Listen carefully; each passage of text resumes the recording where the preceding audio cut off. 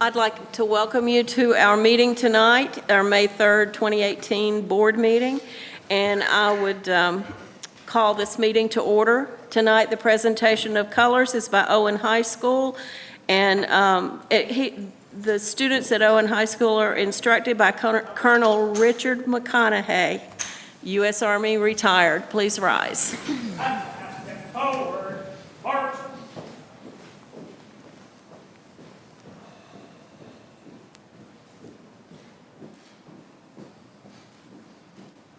March line, march. Color, hold. Left, face. Preaching, colors.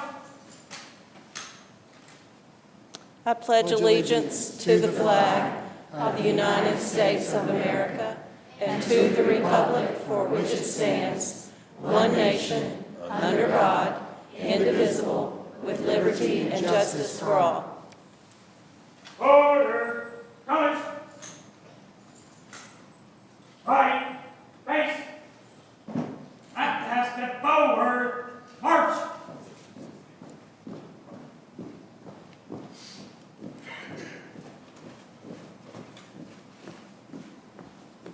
I ask that you remain standing for a moment of silence.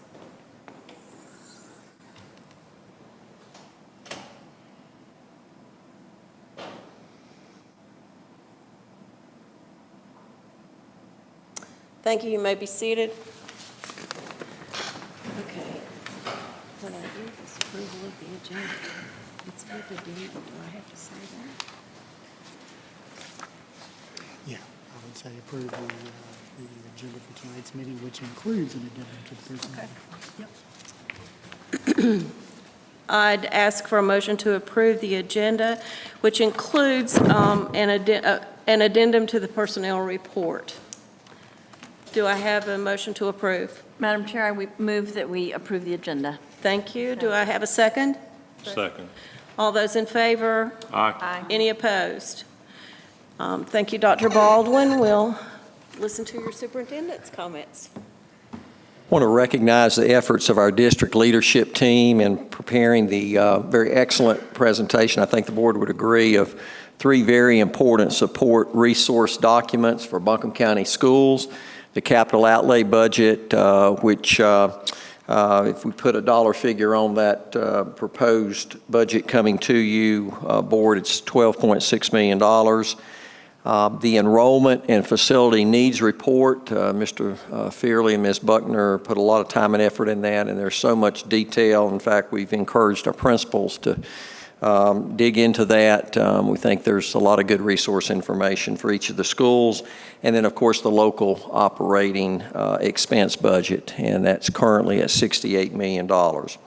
Each was filled with an incredible amount of data relative to the 2018-2019 school year ahead of us. Thanks to Ms. Frisbee, Mr. Fearley, and Ms. Buckner, Mr. Wyatt, Mr. Hensley, and Ms. Reardon out of our maintenance department, and especially to our principals, and I think a few of those principals are here tonight. That's Doris Sellers, Chris Thompson, Nicole Roberts, and Denise Montgomery for their time and effort in the budget process.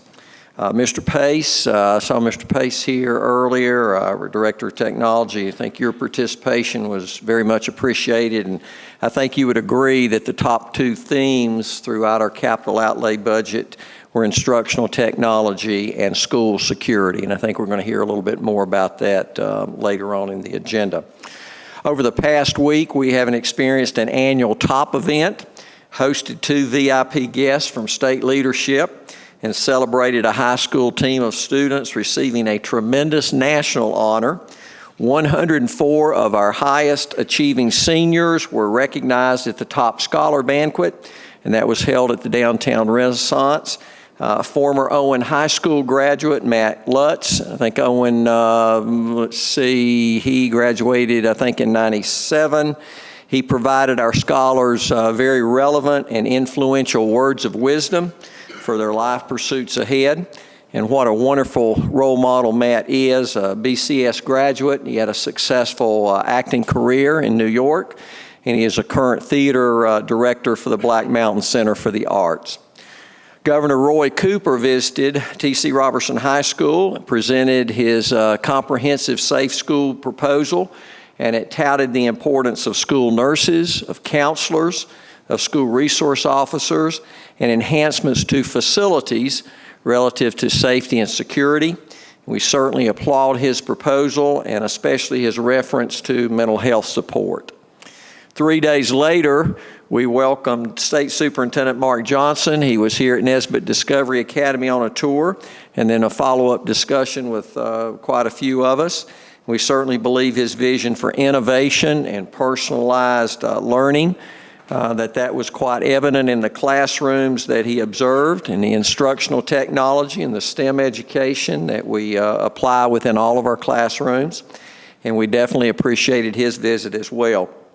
Congratulations to the North Buncombe High School Pro Start culinary team. I know we're going to be talking about Irwin tonight. But their teammates at North Buncombe High School went to Rhode Island for national competition, and they came away with a second-place trophy competing with teams from 46 other states. And my intent, just like our Irwin group we're so proud of being here tonight, we're going to invite the North Buncombe group at our next board meeting so that we can properly recognize them. And certainly we want to invite Ms. Amy White, their sponsor, and she's also a family consumer science teacher extraordinaire. So we'll She make also sure. graduated from Irwin. Oh, and she She graduated from Irwin? She graduated from Irwin. Okay, all right. It's a killer. Sorry. Mr. Bryan appreciates that. And finally, I'm pleased to report that kindergarten registration is off to a successful start for the 18-19 school year. And we offered for the first time an online version of registration.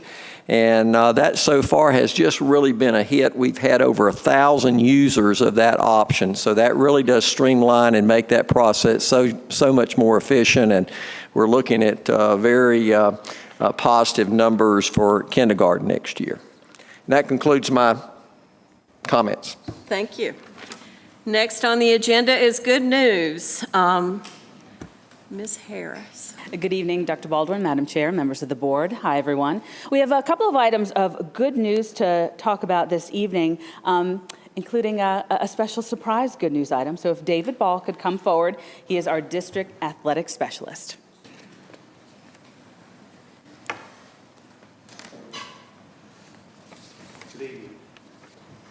Madam Chair, members of the board, and distinguished guests, I'm honored this evening to make a very special announcement recognizing Buncombe County Schools Superintendent Dr. Tony Baldwin.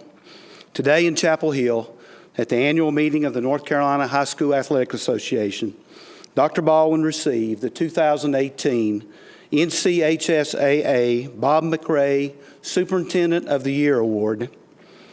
Dr. Baldwin was recognized by the NCHSAA for his outstanding leadership of Buncombe County Schools, for his great support of interscholastic athletics, and for his years of service to the North Carolina High School Athletic Association.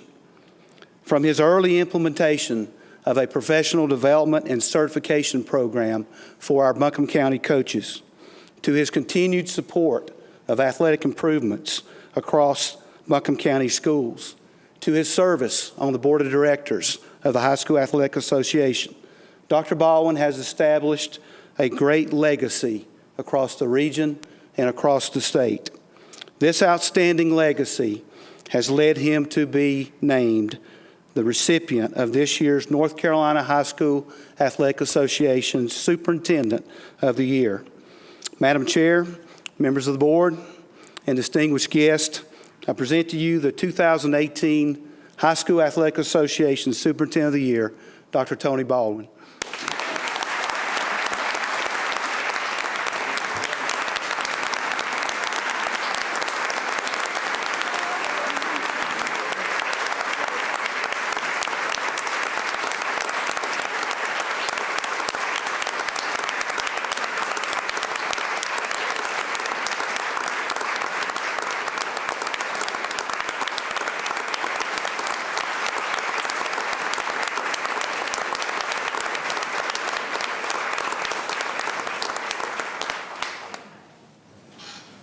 now. Would you like to make a superintendent's comment?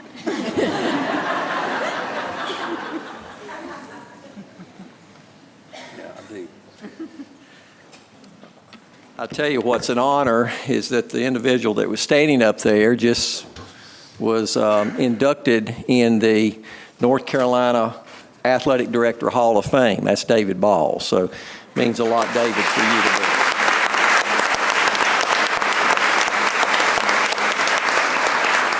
I'm going to tell you real quick, I think, funny story. The older you get, you don't know if it's funny or not, but I was rushing to get back because we had a budget workshop, and so I pulled in the parking lot, opened the door, grabbed the what I thought I grabbed the award, and I ran into my office, grabbed some papers to rush into the, and then all of a sudden when I came back, I couldn't find this, and I thought, did I leave this on top of the car? Did I leave it in Chapel Hill? What did I do with it? So I think, Stacia, you and your sneaky team actually took it off my desk. So, but again, yeah, I'll get you back. That's exactly right. But thank you so much. I tell you, the North Carolina High School Athletic Association for me is probably, of all the organizations that I've ever had in my career had an opportunity to work with, it's the most ethical organization, and we put so much effort in all facets of education, saying we're going to do what in the best interest of our students. And I tell you, I can say without hesitation that organization does just that. They are ethically on the top of my list. So it was a great honor, especially from that association. But thank you so much. This was a surprise, and it took way too much time from our agenda. So back to what we need to be talking about. We'll pivot from athletics to culinary arts. If Christy Cheek could come on down. She is our director of CTE.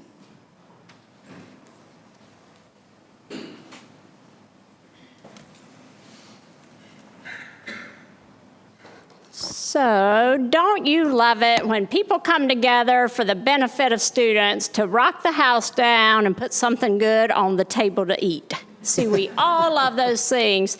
So just imagine when Family and Consumer Science joins together with school nutrition to make something that's going to be featured in school cafeterias all over the place, that's nutritious, delicious, and everybody loves to eat. A testament to what went on at Irwin High School shows when my children will even eat it and they don't eat like vegetables and things, something healthy. I try my hardest, but it doesn't work sometimes. So one of the things that I think we're most proud of is when we think back a couple of years ago, and I just remember, and it's happening, with the kitchens across Buncombe County schools, the Pro Start kitchens, right now, poor Mrs. Sellers is going through that at Reynolds. But think about the progress from a Brady Bunch kitchen to a state-of-the-art kitchen. What that means for our students and our teachers to be able to really use a 21st century classroom, a lab that really shows what our students can do when they get ready to go to the workforce. Oftentimes, I know you hear that the hospitality and culinary industry is just littered with low-paying jobs. Well, it's not, and there are many, many ways to get there. I always like to say that the road to high skill, high wage, high demand jobs flows right through CTE and Buncombe County schools. That needs to be on a billboard. I'm just going to tell you that. Tonight, we're going to recognize our Caliente cowboy and cowgirl, cowboys and cowgirl. I got to get that right. But anyway, we're very excited. The team from Irwin High School is here. I'm going to invite their teachers down. We have some nice people from DPI that are joining us, and our own rocking girl, Mrs. Here, I forgot her name already. Here I am dying up here.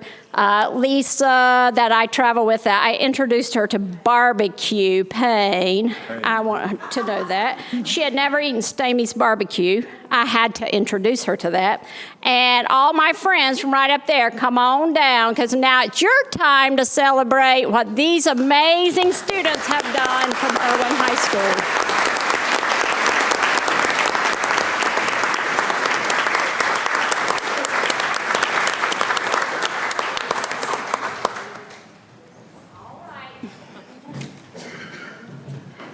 Lacey?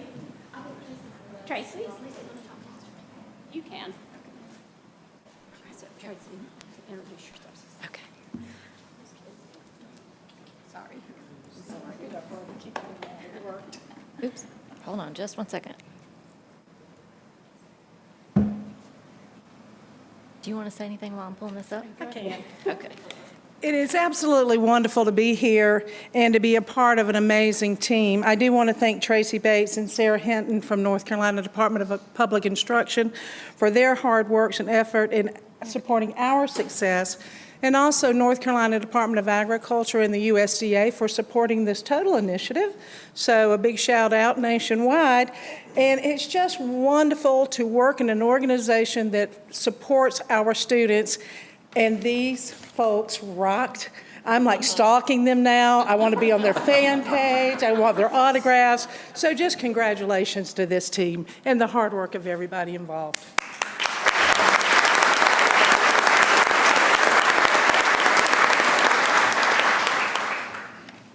To say that North Carolina, we are very excited to be hosting our first ever North Carolina Junior Chef Competition. So since it's new, I just wanted to give you a little bit of a inside scoop or behind the scenes explanation. So it consisted of two parts, a recipe contest and a cook-off. The students were challenged to work with their family and consumer sciences teachers and their school nutrition directors to develop a creative recipe for a school lunch entree.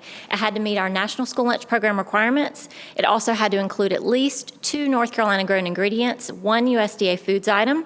It must be replicable by our school nutrition program. So they've needed to be able to make it and serve it and feed a lot of students in a short amount of time. And it also must meet the student taste test preferences. So these guys had to check in with their peers and see what they would like to eat. So during the Junior Chef Competition cook-off, they had to prepare, cook, and present their recipe to judges. And the Junior Chef Competition recognized these guys for working together as a team. It also recognized their skills in recipe development, food preparation, marketing, public presentation, organization, and local food systems as a part of that. So as career and technical education, food, nutrition, and culinary arts students, participation in this competition offered an unprecedented opportunity to translate the skills learned in the classroom to real-world kitchens, because we want these recipes to be featured on school menus as a part of this. In this way, the Junior Chef Competition fulfills the goals that you see on the screen. We wanted to inspire the next generation of culinary professionals, stimulate interest in locally produced agriculture, and agriculture is big in our state, increase participation in our school nutrition programs, and provide nutrition education, and encourage healthy eating habits. And we already heard Christy talking about how it encouraged her kids to try some vegetables. All right. So several items were available to the students. They received certificates. They also received medals, which they don't have here tonight, but you see their lovely chef's coats that they did receive. And then you also see the scholarships that Sullivan University was offering, both at the state level and at the regional level for our top teams as a part of that. So, based on a recipe review, you see our 8 finalists that participated in our cook-off on April 9th at Guilford Technical Community College. So, the results of the competition were announced at the opening session of the NCFCCLA conference in Greensboro. And so, Topsail High in Pender County got 3rd, Ashe County High in Ashe County got 2nd, and of course, you guys know that these guys got 1st.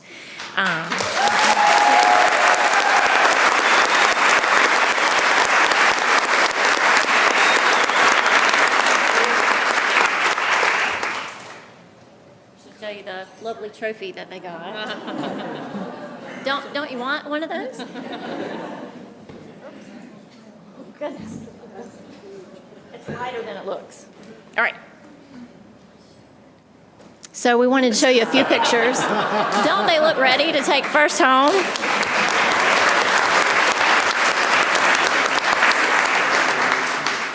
them working hard, preparing. This is their final dish. They were putting it together again today and took a picture. They're practicing for Kentucky because they're going to represent our state at Sullivan University next week in Kentucky at the Southeast Regional Competition. So they'll be competing there. They're there presenting to the judges, and there's where they got their trophy at the opening session. So I just tell you, I am so proud of all the students. They were so professional and so poised, and they just developed wonderful recipes. You should certainly be proud of these guys. All right.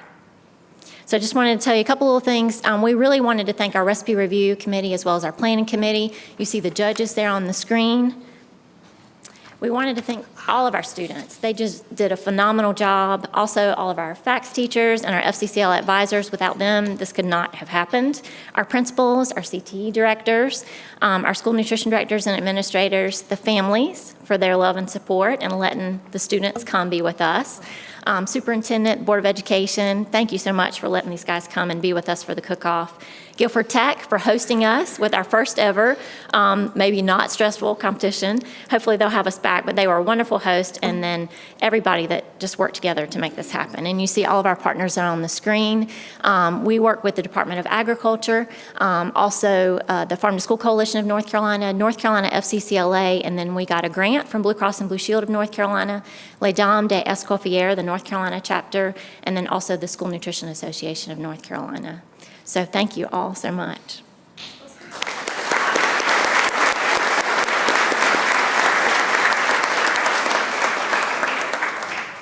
Is Ms. Davis gonna? Oh. Here, you take the mic. I'll get the slide. Okay. Hold that. It's up there. Oh, yeah, it's up there. I just wanted to describe their dish to you that we're taking to Kentucky next week.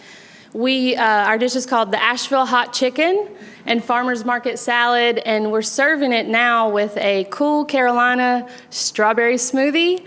Our local produce is highlighting North Carolina as the top producer in sweet potatoes.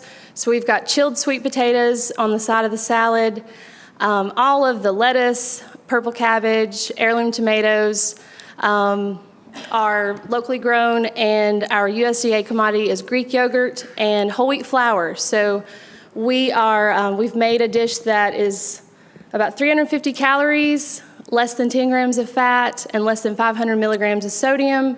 So yesterday we served it to 75 faculty at Irwin High School, and we had rave reviews, and they couldn't believe how healthy and beautiful. It is very colorful, and we're really thrilled to represent North Carolina next week in Kentucky, and we hope to bring home a prize.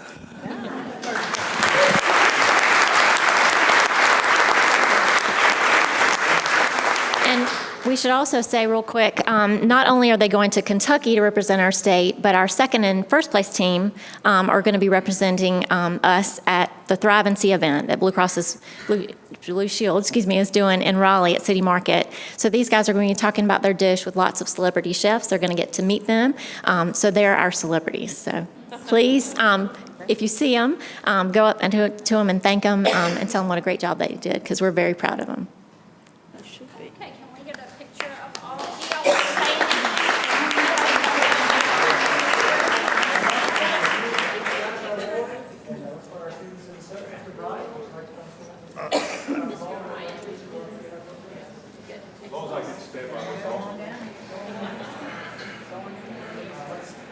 you? Even hear you, Mr. Bryant. I couldn't see us.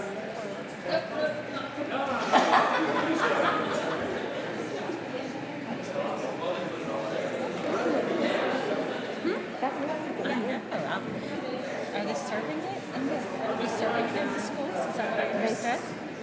I think they might be doing. Sounds good. Something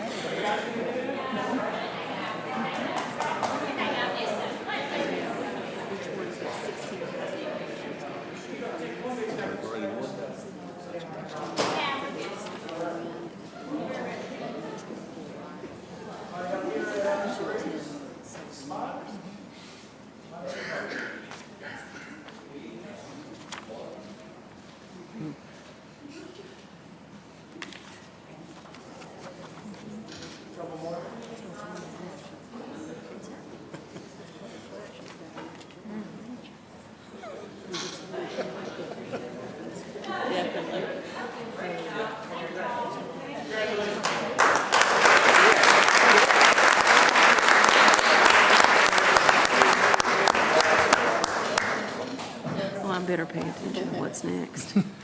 Congratulations. Next item on the agenda is our curriculum feature. Ms. Swanger. Yes, Madam Chair, board members, Dr. Baldwin, we're going to keep the celebrations going, and we're going to celebrate some of our very best teachers in the classroom. So, certainly our favorite thing to do in Buncombe County Schools. Before we get started,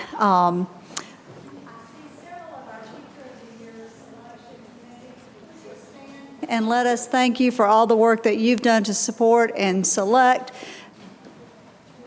Thank you.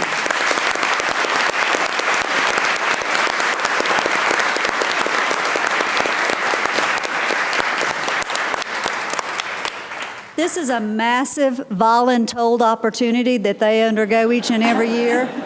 And from reading portfolio entries, interviewing, they'll visit classrooms, they'll read more portfolios, do more selections.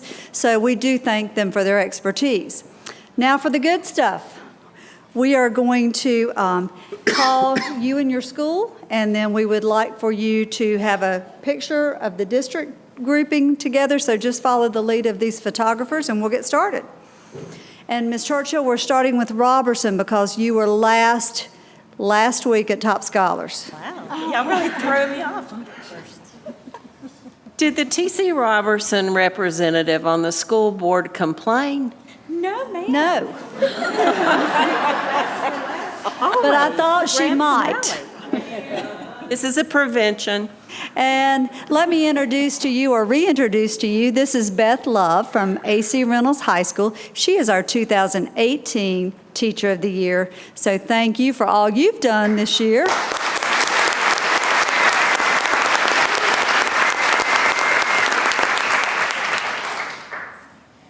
Okay. Beginning with Avery's Creek Elementary, we have Brian Worley with Tara Thompson, Assistant Principal.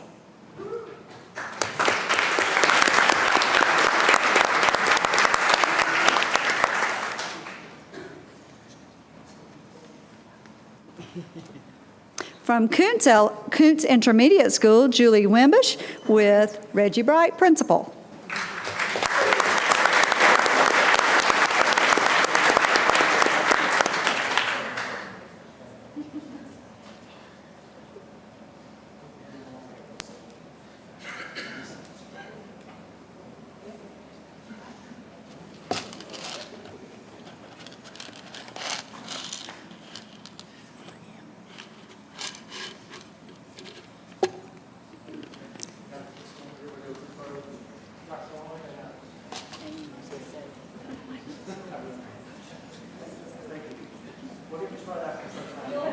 Oh.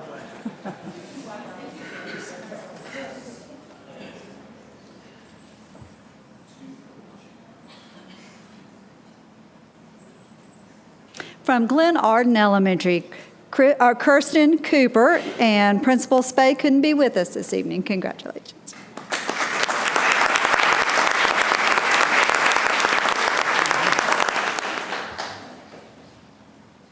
Miss Bonnie Johnson, principal of T.C. Robertson High, is with us this evening, and she is representing Christina Mara McMinn, who is unable to be here this evening.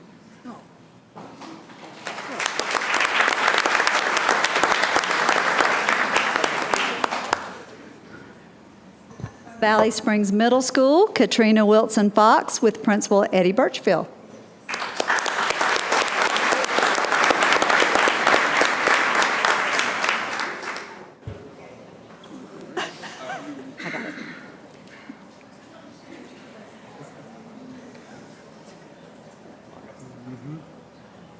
From Estes Elementary, Miss Lisa Lemus and Dr. Pinkerton, her principal.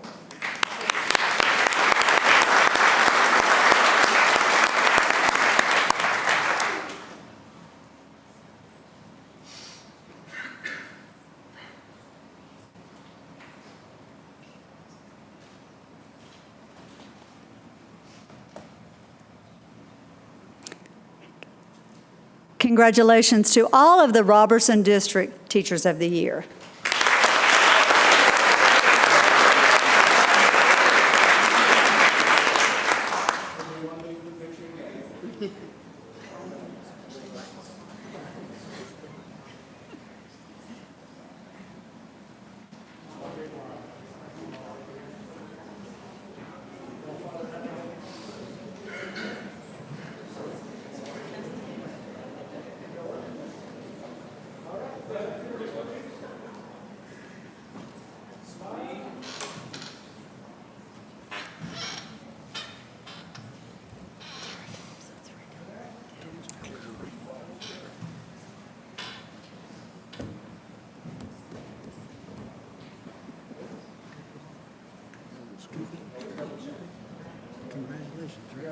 Thank you.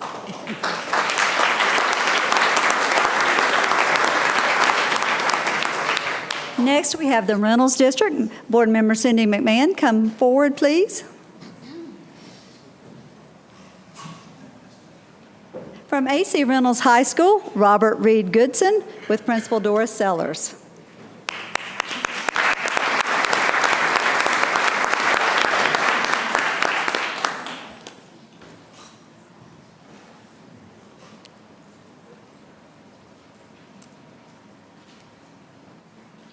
From AC Reynolds Middle School, Rebecca Calloway with Principal Stanley Wheelis.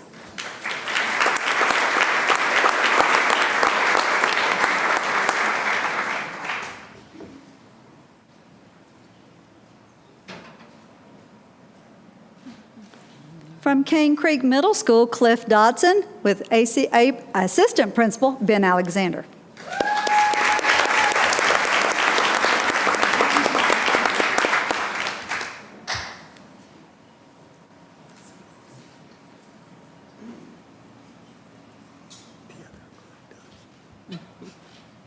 Representing Charles C. Bell Elementary, Sarah Hewler with Principal Jenny Klein. Congratulations.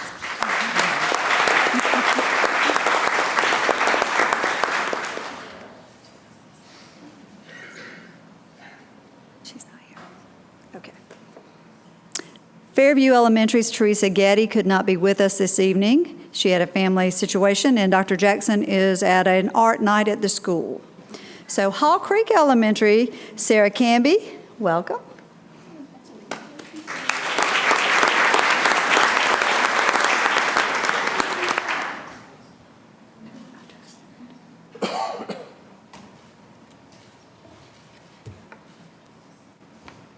Representing Oakley Elementary, Daniela Matus with Penny Caldwell, Assistant Principal.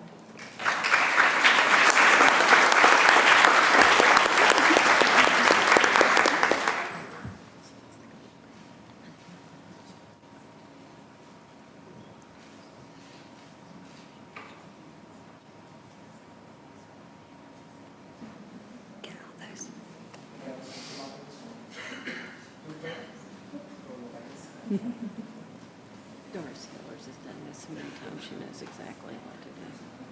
Watch her go on and take the lead.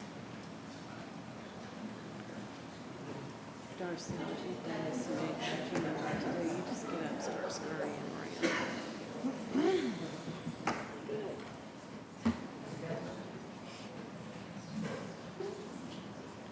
Go, Wales. 3, 2, 1, smile. Congratulations to the Reynolds Teachers of the Year.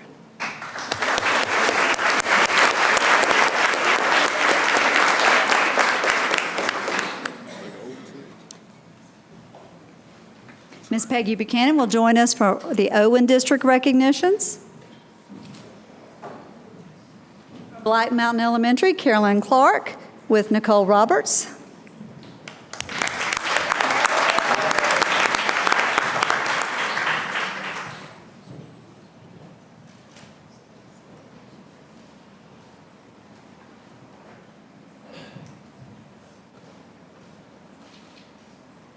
From Black Mountain Primary School, Patricia Brzezinski with Mallory McGinnis.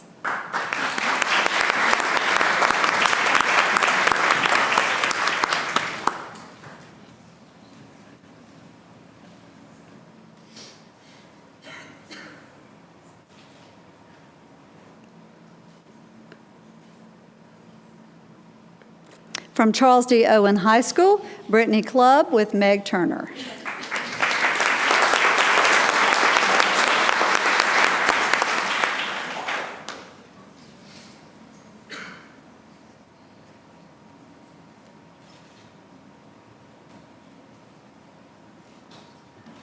From Charles D. Owen Middle, Krista Jamie Langlos with Jack Hill, Assistant Principal.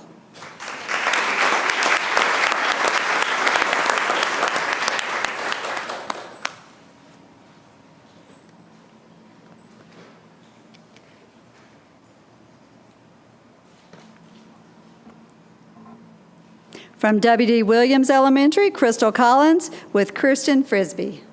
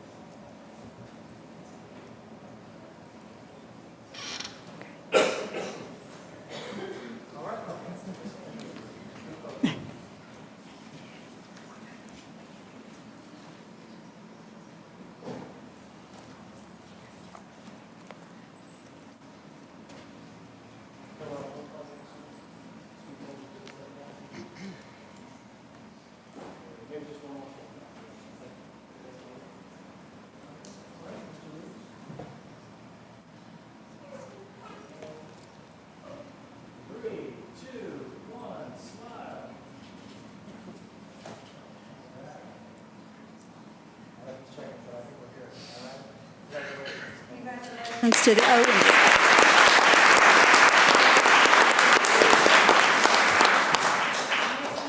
North Buncombe District, Chair Lady Ann Franklin, please join us.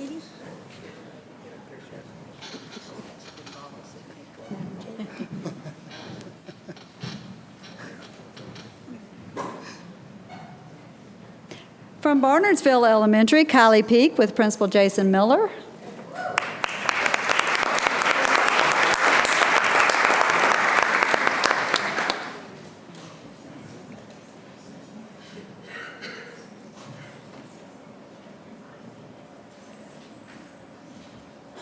Buncombe Elementary, Audrey Webb with Debbie Devane.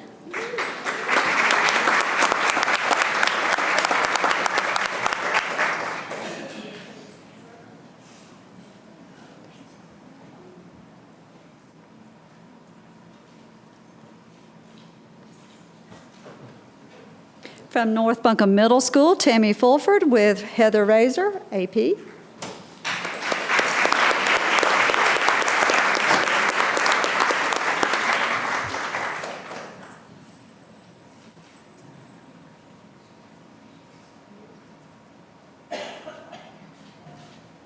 From North Buncombe High School, Karen Herrick and Dr. Samantha Searcy.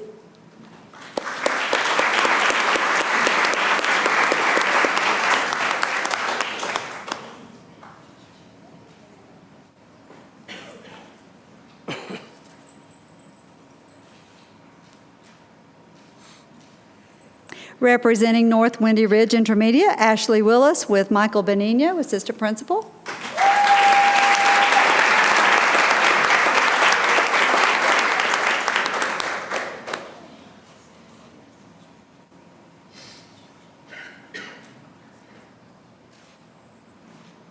From Weaverville Elementary, Christy Hyatt with Principal Heidi Allison.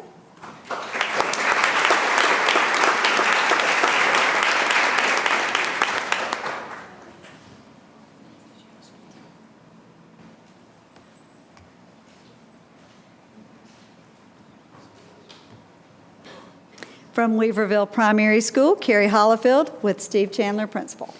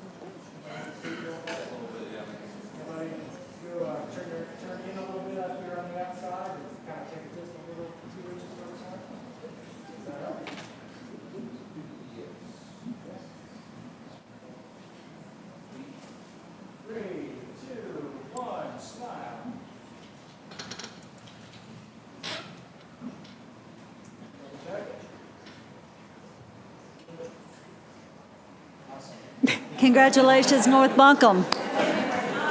That look was less than you're right.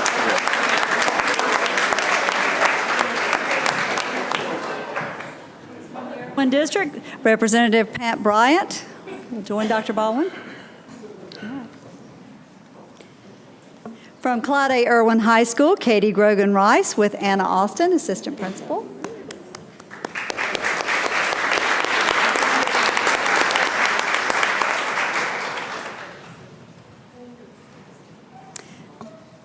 Clyde A. Irwin Middle could not be with us this evening, and April Davis is their Teacher of the Year. We all are stair steps. Elementary School, Cheyenne Emmett with Assistant Principal Carla Shell. Couldn't think.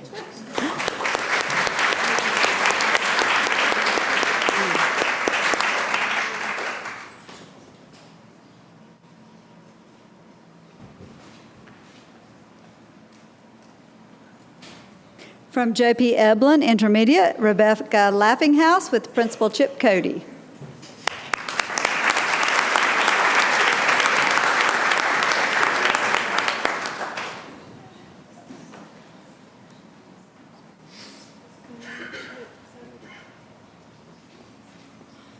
From Johnston Elementary, Catherine Lawson with Principal Dana Grimes.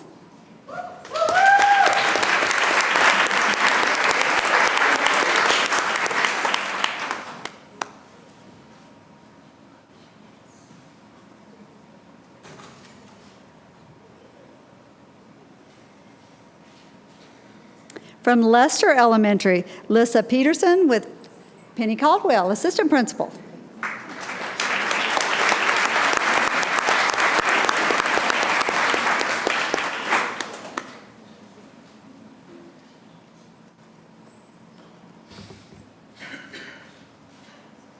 From West Buncombe Elementary, Kristen Jones Payne with Robin Payne, Assistant Principal.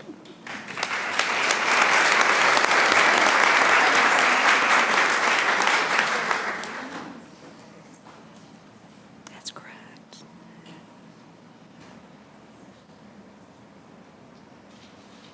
Gwen Frederick from Woodfin Elementary could not be with us this evening.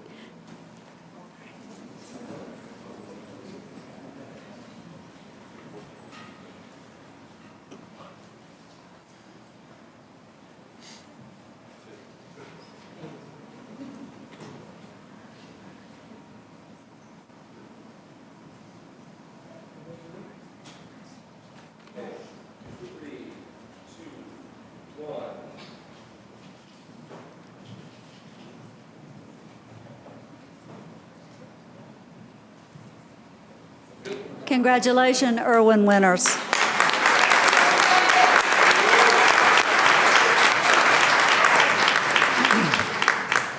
If Mr. Max Queen would join us, we will recognize the Inca District.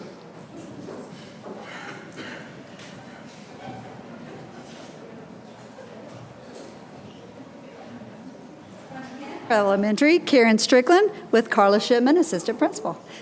If you notice, our assistant principals go district to district.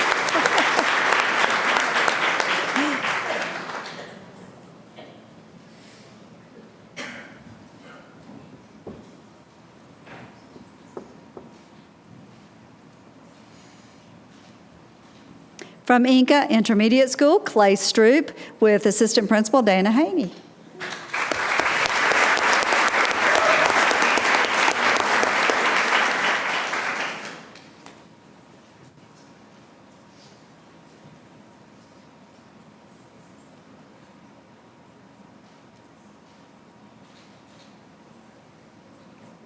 From Inca High School, Jason Rollins with Principal Tanya Robinson.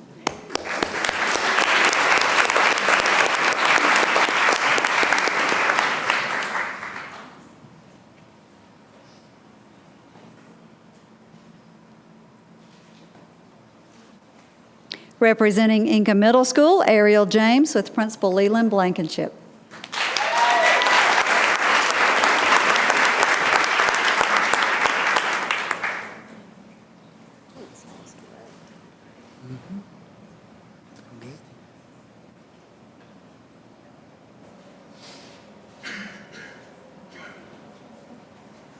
Valley Elementary, Felicia Prophet, and her principal is home recuperating from surgery.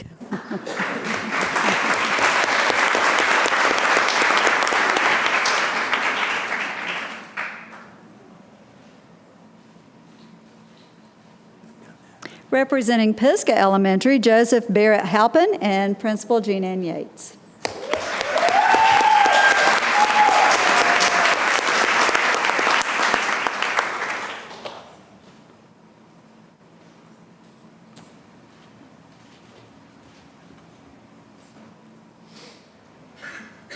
From Sandhill Venable Elementary, Caitlin Hensley Best with Principal Amy Dupree.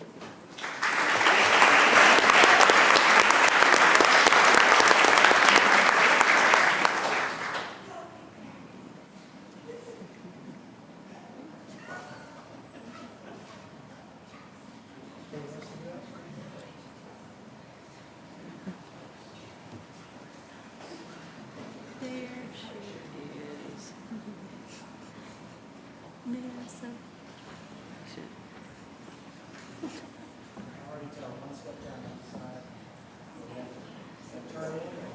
right, Miss Robinson, I've been singing to you, not paying any attention.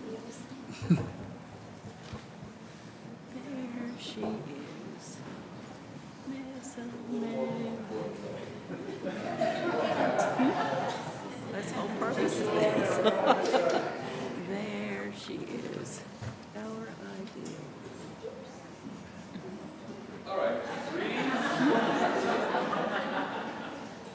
Everybody ready?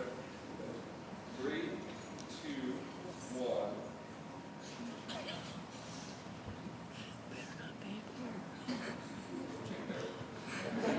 So say you. My refrigerator. Got my name on it. Congratulations, Inca winners.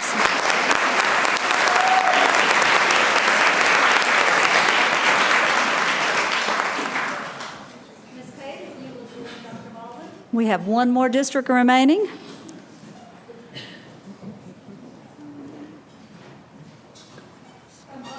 Early College, Philip Michael Justin with Dr. Donna Lanahan.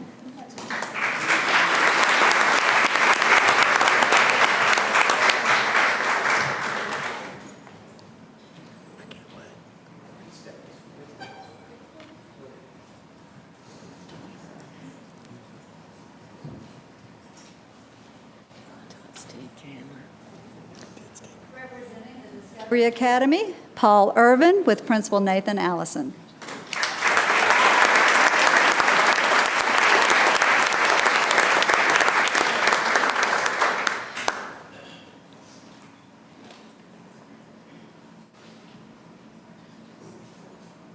From our Progressive Education Program, Jennifer Hall with Patty Hughes, Assistant Principal.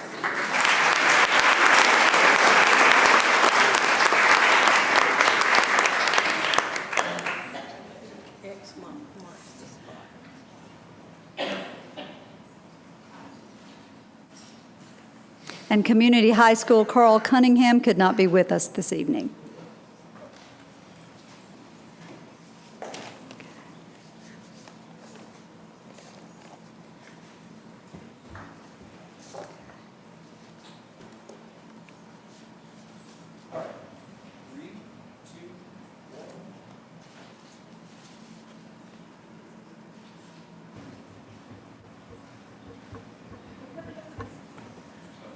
Congratulations to our at-large.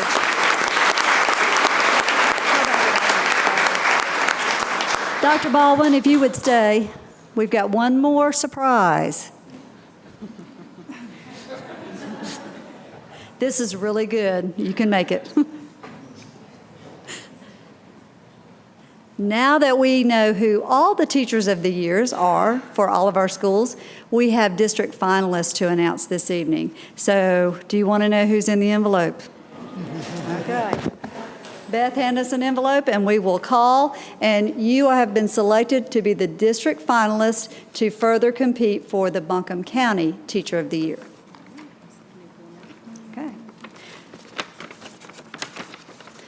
Our at-large district winner is Paul Irvin from Discovery Academy.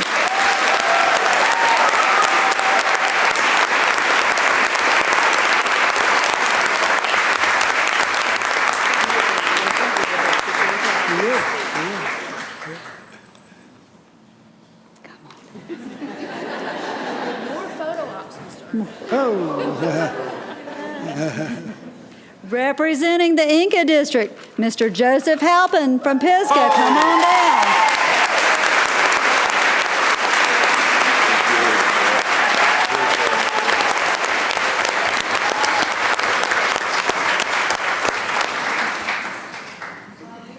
District, Lester Elementary's Lissa Peterson. Come on down.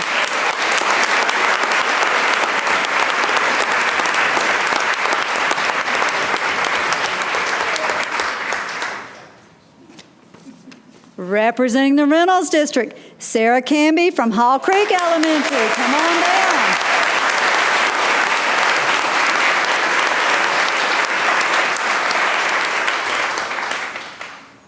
From the North Buncombe District, Barnardsville Elementary's Kylie Peak. Come on down.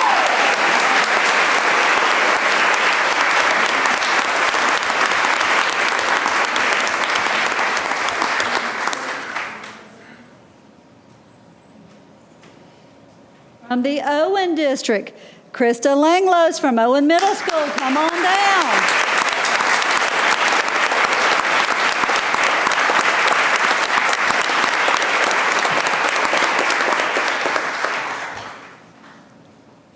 Congratulations. I only have this really big piece of paper. I don't think you've... And from the Robertson District, Katrina Fox from Valley Springs Middle School.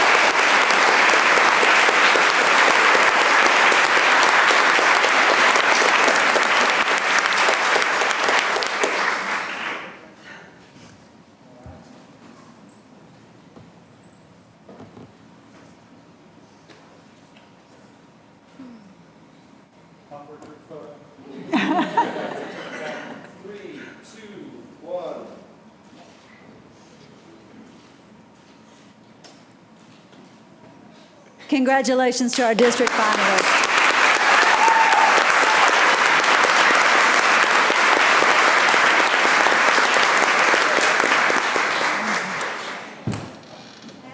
As Teachers of the Year, as you exit, if the district finalists would meet outside, I think they have some directions for you for your next steps.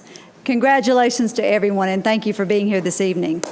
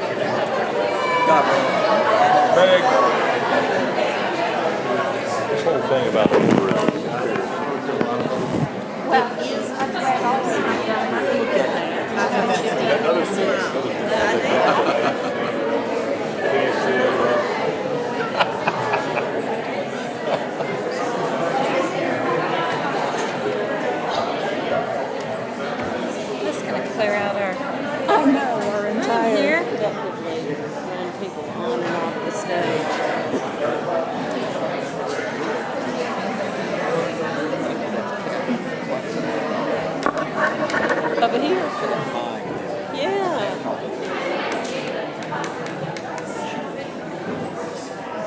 She was what? Oh, yeah, I'll see you soon. I'm doing well. How are you? Maybe because I don't have the shoulders for it. Oh, the one that came in late.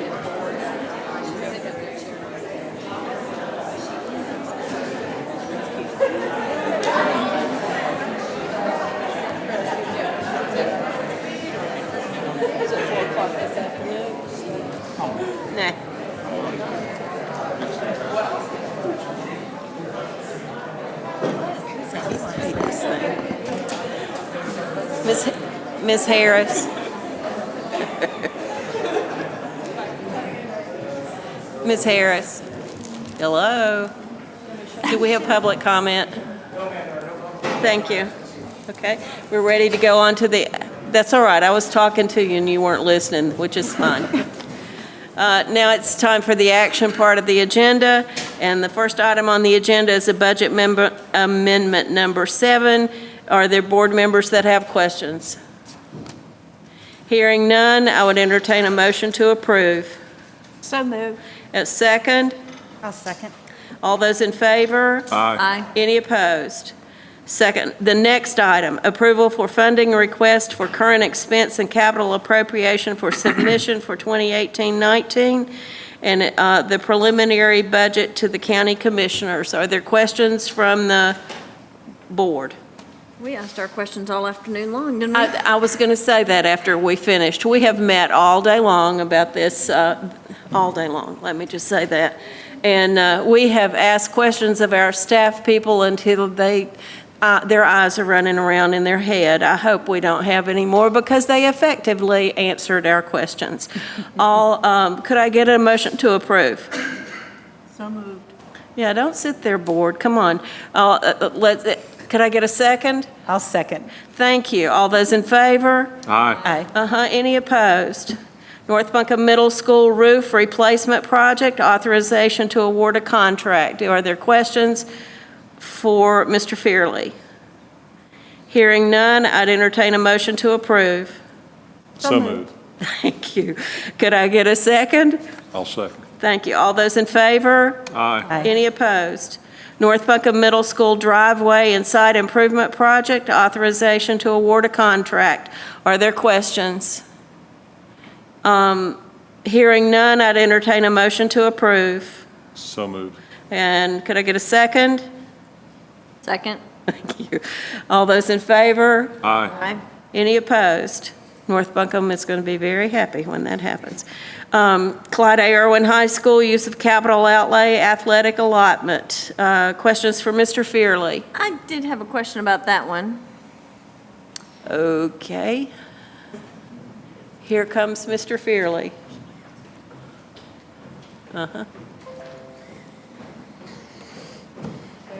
Sit in the South 40 tonight, so they have to come down all these steps, bless their hearts. Okay. So we are not, they're recommending that we not take the lowest bid on this one. And the main concern seems to be about the company's, the lowest bidder's track record. They have not been in business long enough to determine the quality of work. But I haven't been able to find out how long the lowest bidder has been in business. And if that's going to be a qualification, it seems like we should know that. So, do you know? I am not sure the answer to that. Is David Ball here? No, he's gone. He's gone. David really worked closely with the school to get all their proposals in place, and it's David Ball's recommendation as well that that bidder wasn't as responsive. They were just, they did not have confidence that they were going to get what they were really asking for. They asked for clarification, didn't get it. Plus, it's a very new company, but I couldn't tell you exactly how long they've been in business.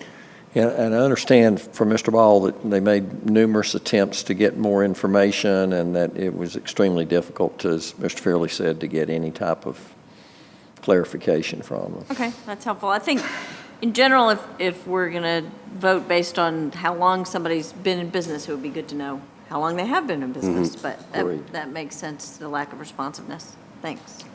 Okay, any other questions? I'd entertain a motion to approve. So moved.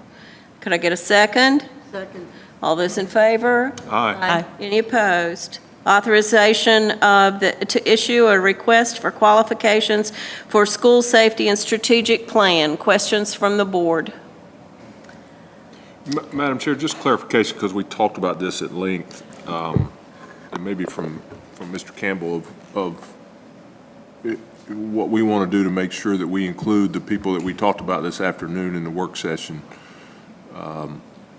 as part of this process. Do we need to do that as it relates to this as well? Yeah, I think it would be good for the approval to be subject to the direction from the board to the superintendent to collaborate with the city schools and the county of Buncombe regarding a joint effort. And Dr. Baldwin, just for clarification, because I know you weren't back yet, but one of the things we talked about was the School Capital Fund Commission being a part of any future request. Having been on that commission for 2 years, I feel pretty strongly that what they're going to ask for is, you're asking us for monies to improve some things based upon a study. We're not just doing that for Buncombe County Schools, we're also overseeing the sites and the facilities for Asheville City. And then we also felt like involving the county commissioners in that process would be a good way to go. So I didn't know, Mr. Campbell, if we need to, if we need an amendment to this or what we need to do to make sure we get that done. Okay, he's fixing it. That's why I asked him. I knew he'd have it That's fixed. good. Are there other questions from the board? I have a few. You may want to go ahead with that. It may be addendums to whatever you're getting ready to read. So you want me to read it? Well, I can do it either way, Madam Chair, if you would like to hear what I... Telepathy, you're going to come over here and figure out what I'm going to say, huh? Okay, so I am looking for a motion to approve the authorization to issue a request for qualifications for school safety and strategic plan, subject to a directive to the superintendent to, what's that word? Collaborate with the city schools and the county commissioners in a joint effort to achieve this process. I would And- make the motion to proceed, but I would want further discussion. So if you want to Okay, so open it I've up got a after you get your motion. second, we'll have further discussion. Okay, I've got a motion. Could I get a second? I'll second. All right, and now we'll have discussion. As we discussed during our session, our work session, we all seem to agree the critical nature of this whole issue regarding school security. And there were lots of ideas thrown about. I just don't want to get in a quagmire associated with meeting and having this drawn out for months and months, if not years, trying to get an action plan before we take action. There are things, I believe everyone would agree, there are probably some low-hanging fruit that we could be dealing with now and taking action on while this process is going on.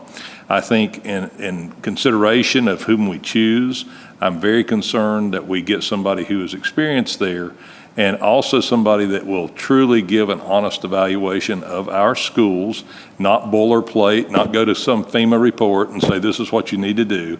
We want it to be specific to Buncombe County schools, Asheville City schools, if they become a part of this, et cetera. I think all of those things are very important.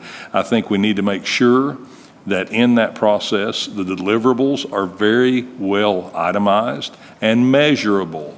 So when they do their work, they present to us something that is valid, something that we can take and implement and make some action. And the other thing is that I would encourage is that the work of the committee, the strategic planning committee, that be put on fast track. If we bring other players to the table, they need to understand this is a critical issue for all of our schools, and we don't want it tied up again in a quagmire of discussion.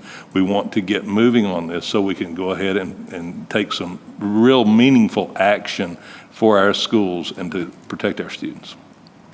I think also, given the importance of this steering committee, it makes sense for one or more school board members to serve on the committee. Say that again. I think just given the importance of this steering committee guiding this process, that it makes sense for one or more school board members to serve on the committee. I don't know that that needs to be a part of the motion in any way, but I think that that's something for us to consider. Okay.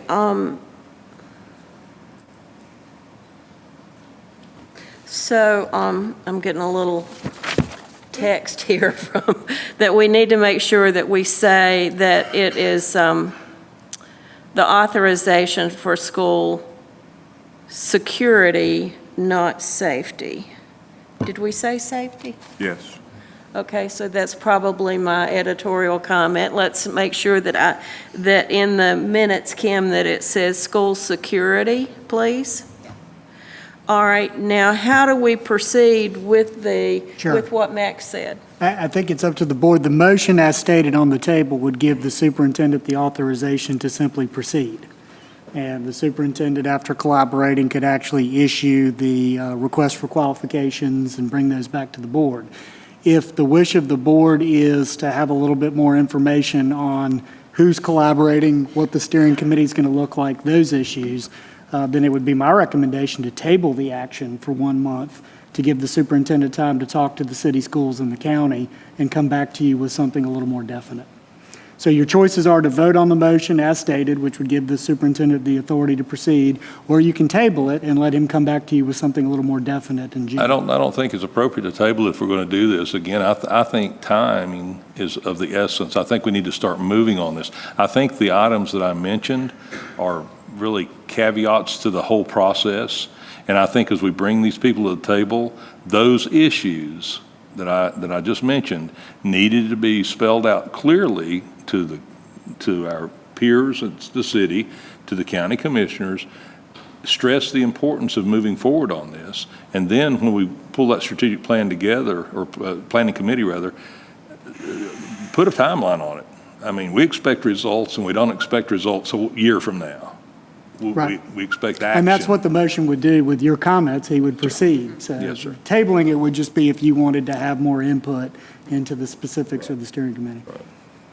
So can we approve this and ask that his editorial comments be added to To the record, this? yes. To the record? Just added to the record, because it wasn't in the form of an amendment, so. Right, would that Correct. Would that please be you? okay? That would be fine. I would like to put a little more teeth into that. This is a voice of one, and I've got 6 peers sitting at this table on this board. I don't think And there's I would any like to objection. make sure that they are in agreement with those actions being emphasized as part of this process. And the records could reflect whether anyone has an objection to that or whether the board has a consensus.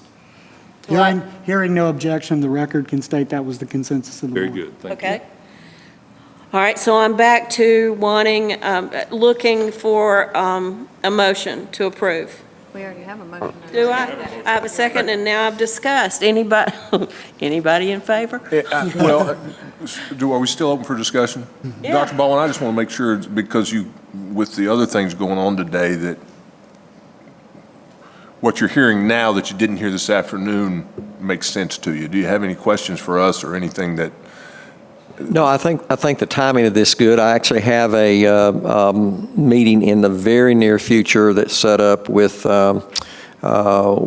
Patterson as well as the county. So I think the timing and that's going to occur in the very near future. So that we certainly can address that way. And I will be glad to come back at our next session and just update the board regarding over the shorter period of time what is going to take place specific to security in the facilities, because I do believe that capital outlay that was approved does have items that are specific to facility security. So we can bring a presentation to you so that you know, again, we are immediately moving on these particular items and where we will be addressing needs across the district, if that will help, so that there's some, again, some, from a timing standpoint, we're talking about very near future, what we're doing with security.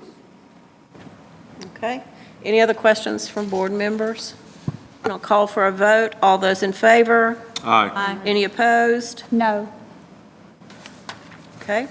It's recorded. The next item is Kuntz Intermediate School Uniform Policy. I recognize Mr. Bright and Ms. Swanger. Are there questions from the board for Mr. Bright? I believe he has a presentation prepared for us. We might have a few questions later on. Okay. Well, good evening, Dr. Baldwin and board members. I'm grateful to be here today. I was reflecting today, it was actually this time last year that I was here in Asheville interviewing to become a part of Buncombe County Schools. So that's great to have been here, wrapping up my first year. It's been an awesome experience, and I've really been welcomed into the district. And again, I'm just proud to be a part of this organization. I also want to quickly say thank you to we have a few students, parents, and staff members here today. So we're glad that they're here to join us. We're here to talk to you about continuing the uniforms at Kuntz. For For the upcoming school year, we're actually asking to continue this for the next 2 years. We're not really looking to change any of our policy as far as the uniforms go. The only thing that we really tried to do for the upcoming school year is just to make the language very concise and make it easy to understand. That is one of the things that we did this year because there were a lot of questions from parents. And I do feel like coming on board, we made it concise. We presented it to the parents. Coming on board new, I got a few parents, those 5th grade parents that are new to the school that asked questions. But overall, I really felt like we did not have very many parent complaints or concerns. So again, we're going to continue with having the students wear navy or khaki pants, and then they have the option of shirts that are navy, gray, or white. And one of the concerns that I heard from a few parents, and I know this had been an issue in the past, is do they have to buy those from Land's End? So we made it very, very clear that they can buy those uniforms anywhere that they choose. And again, you see I have one here on with a logo. And I will tell you, when you look around our school, as far as the regular piece of the uniform goes, you'll probably see about 40% of the school that has that. I think that's gone down because when parents learn they can buy it anywhere, that's what many of them have done.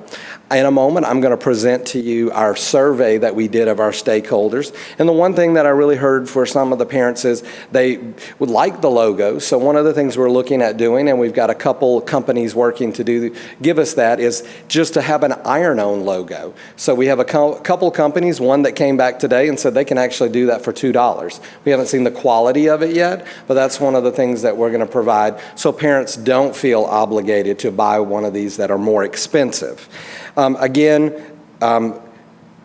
Let's see. Here's just a few pictures of some of our students. Again, it's remaining the same, but you can also see a couple of our students that are here who have on. And guys, if you want to just stand for just a moment, you can see, how they are dressed today. One is with just our regular school uniform, and the other is in the optional PE wear, which, again, we are keeping those optional PE items available, but again, parents do not have to buy them. The kids could just wear shorts and the regular PE shirts.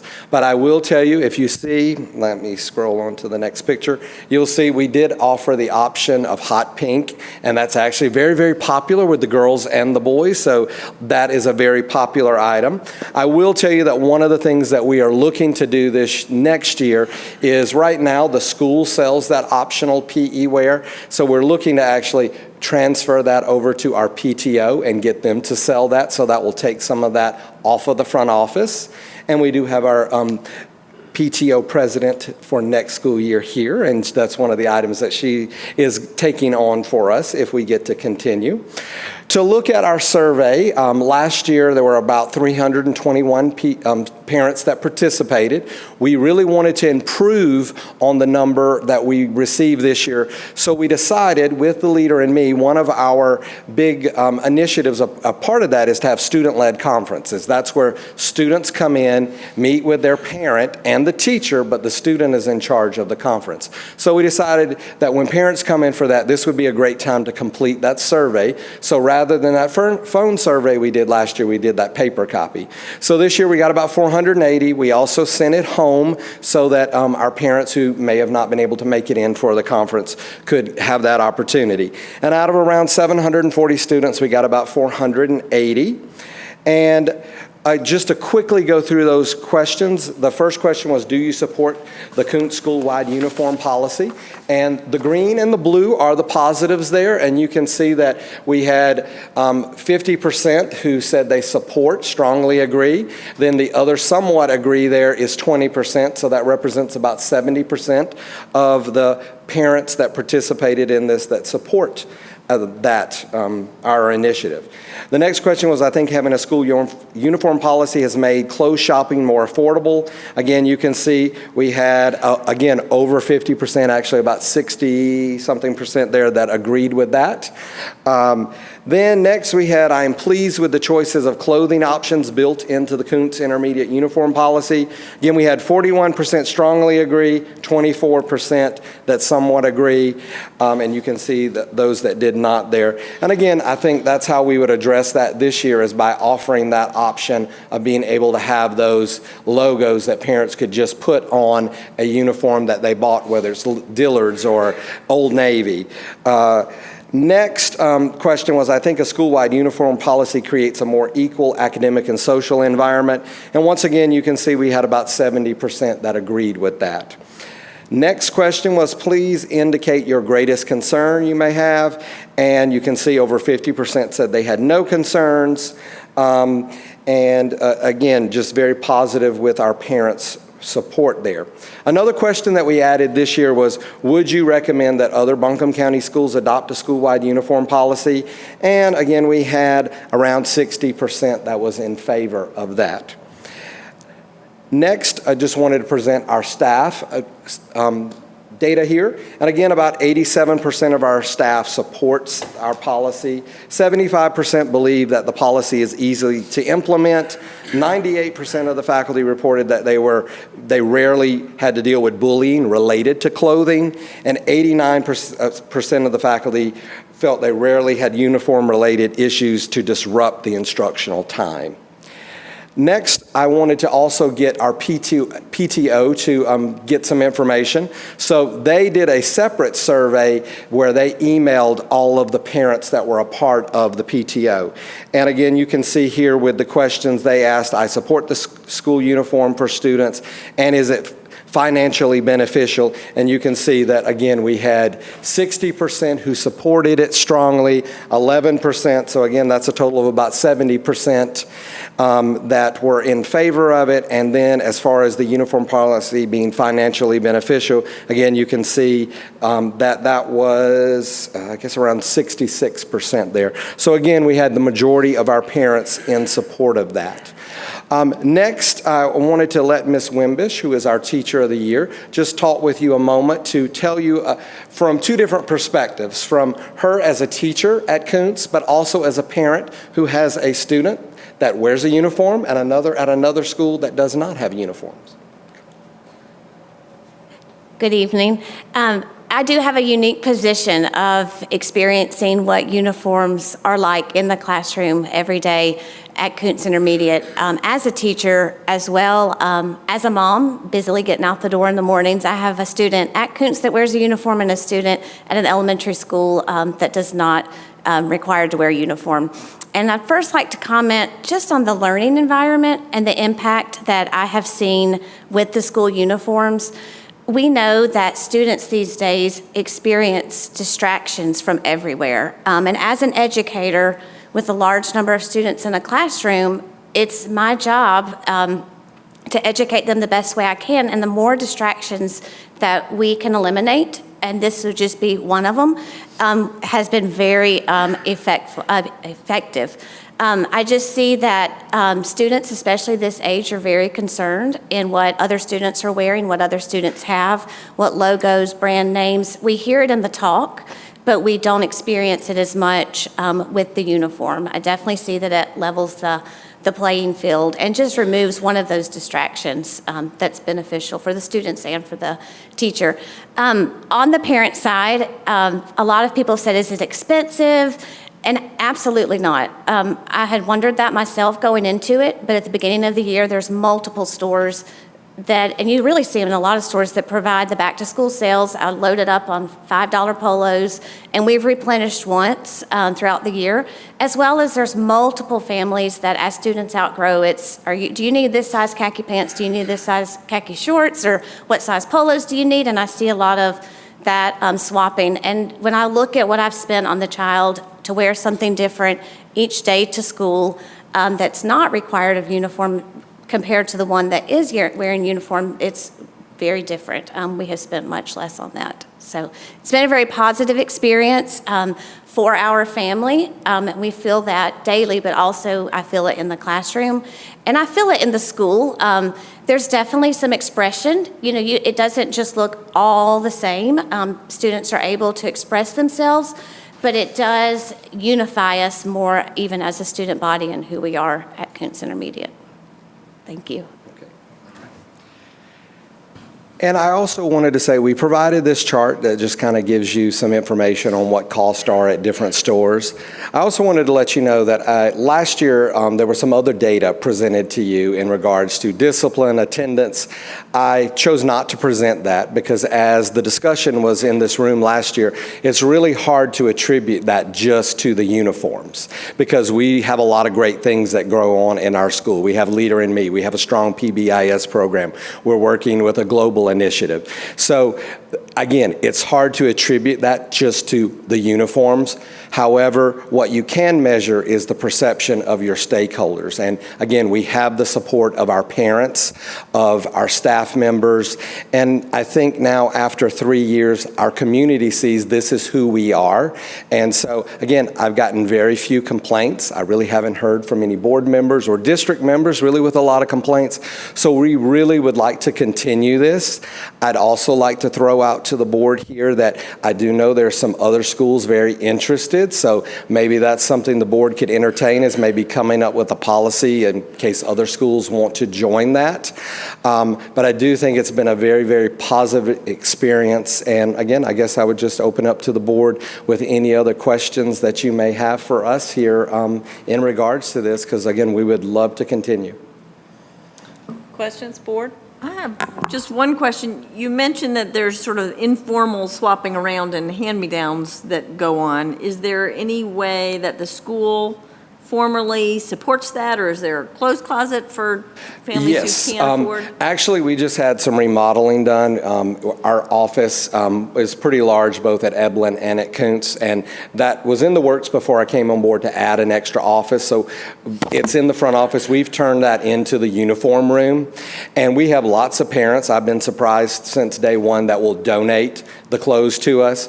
We also have a partnership with the church next door, especially with the sweatshirts and things like that. It's amazing how many kids leave them around. So we take them, the church washes them for us. We have a place in there. If a kids don't have the uniform, we will give them a shirt and then they can return them. Some of them don't return them. They may, but that's okay because we want to provide that. So it's never an issue that we're just sending students home because they don't have the uniform. And one of the things I've also talked about with the staff is we don't want to be so rigid. And I think that's why this school year has gone really well. Because you know what, you may have a blue sweatshirt and it may have a green zipper, but you know that's okay. It's still a navy blue and that's our school color. So we tried to have a relaxed environment about it. And again, I feel like it's been successful.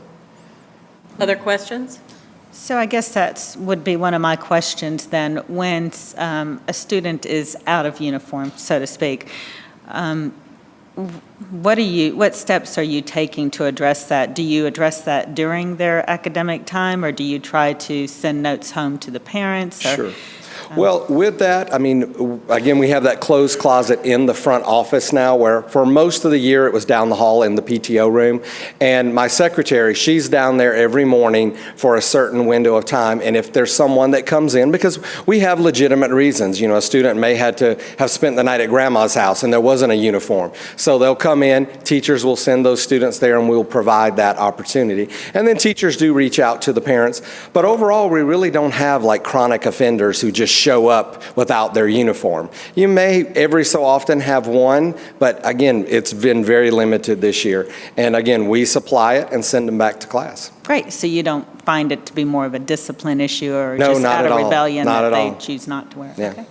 Great. And I guess the other question I have is, you had mentioned other schools have, asked about and shown some interest. Is, without, I guess, naming names, can you say, has it been more elementary or intermediate or moving on to the middle school? Yeah, I don't want to put them on the spot, but a couple other elementary. Okay. And some that feed into us, which would be good for us, but I'm not calling their names. You're narrowing it down. And have you had any feedback from parents who have requested it move on, like those that are going on to the middle school? Are you hearing Now one way or that the I have other? not really had, but I will tell you, we had our transition night last week for our fourth graders coming up, and I had several of those parents when I talked about uniforms. Afterwards, they came up, and many of them said things. At first, when we had a child that came here previously, we weren't sold on the uniforms. But now their older child is in high school, and they're like, I see how those students dress. I wish we had those uniforms elsewhere. So I had some comments like that. Great, okay. Other questions, Board? Thank you. Okay, thank you. So I would entertain a motion to approve the school improvement team's request for 2 years. So moved. Thank you. Could I get a second? Second. And all those in favor? Aye. Aye.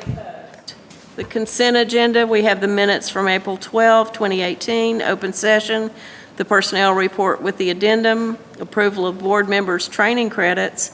I will tell you that board members have to have renewal credits, just like teachers. Renewal of voluntary student mandatory athletic insurance, student picture, package recommendation, policies for second reading. Policy on graduation requirements, on homeless students, contracts with the board, licensure, drug and alcohol testing of commercial vehicle operations, prohibition against retaliation, substitute teachers, employee political activities, plans for growth and improvement of licensed employees, personnel files, school finance officers, 1, selection and use of architects, engineers, surveyors, construction manager at risk, bidding for construction work. I would entertain a motion to approve these items on the consent agenda with the inclusion of the personnel report addendum. So moved. Thank you. Could I get a second? Second. All those in favor? Aye. Aye. You have, on the information agenda, you have the financial report, 2018-29 budget process resource materials, and notification of informal construction and repair projects and change orders. Our next meeting is July the 7th at 6:30 in the, right here. June 7th. And, what did I say? July. Well, you know, we are going to meet in June and not July. I apologize. The Board of Education has a special call meeting on June the 7th at 3 o'clock in the Board Auditorium here. I would entertain a motion to adjourn. So moved. Could I get a second? Second. Thank you. All those in favor? Aye. Aye. Any opposed? Well, this marathon day is over, boys and girls.